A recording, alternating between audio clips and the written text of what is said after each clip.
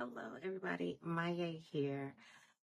Today, I am sharing some perfection tips because I was a professional perfectionism person and it had a grip on my life that I'm glad has been released. So, hopefully, this will help someone else that is dealing with that same problem. Um, so, um, I struggled with perfectionism all my life and I didn't even know it. I didn't even know it. I thought I just wanted things a certain way. I thought I just wanted um, things to be neat and nice and conform to uh, what the perfect standard was. But in reality, it was a grip that was on my life that was keeping me from being true to me and opening up and having fun with life and experiencing the true meaning of relationships and myself. It was almost like suffocating. Um, it made it hard to breathe and move freely. It even gave me anxiety. It actually led to procrastination, believe it or not, right? You would think doing something perfectly would make you want to get out and do it, but no, it made me actually put on the brakes to a lot of projects. Hence why I took off for a year, but that's a whole nother story in itself.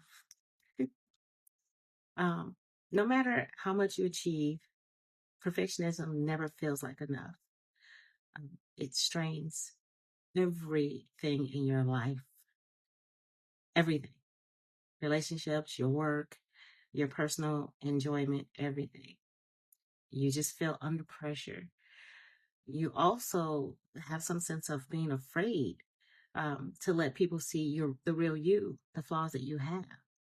It makes you afraid to ask for help, and it just overwhelms you to where you feel like you're always in the spotlight, where you're always being judged with every move you make.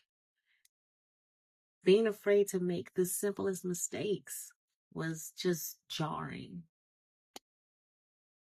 You become paralyzed and even give up trying. But I had to break free from that. And hopefully, some of these tips are going to help. I had to recognize first that those were negative thoughts of the inner critic in me that wanted this perfectionist professional profession, this whole like straight and narrow type of mindset that gave me these demands that were just unrealistic.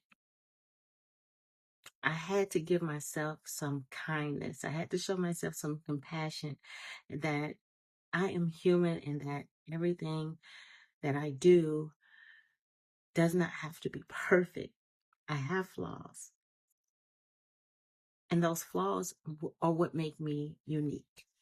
It's what make us all unique. And I had to think that this life is like this for a reason. It's my life. And that's what makes it beautiful. And that's what makes it me who I am by having the flaws that I have. I had to overcome that flaws weren't all devastating. That took a while. But when I found that instead of setting unrealistic goals, I set smaller goals like a ladder that made me take step by step and enjoy the experiences that I was having in life instead of trying to jump from the bottom to the top of things. I became more aware of how I was moving and how I felt during each level that, that I made it to. I'm sorry as if you hear my cat in the background over there, but I love cats. So. Back to my topic. I had to think positive. I had to come up with affirmations, and reading my Bible was a great tool. Not only just reading the Bible for affirmations, but learning the stories of the mistakes that people made in the Bible. A lot of the things, a lot of the stories that are there are like so relatable. You won't believe how many people, how many stories are there that you've just come across that you never hear that relate to your life, your current situation right now, today. I encourage you to pick up that book and just take it where your heart tells you to go. Open a random page and just start reading. You won't be sorry. But in my wins and even in some of my loss, when I didn't do everything that I thought I was supposed to do, I started embracing that I can celebrate no matter what. I can celebrate that I accomplished something, even if it wasn't exactly how I thought it should have been. It was done. It's correct. I enjoy doing it. And that's the whole purpose of life. Moving with intent to get to the next level while enjoying the journey. And enjoying the journey, it made me more aware of what I really wanted to do.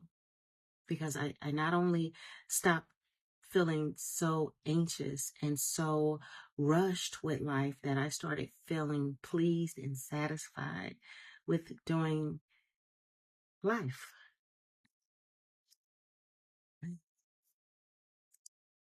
Um,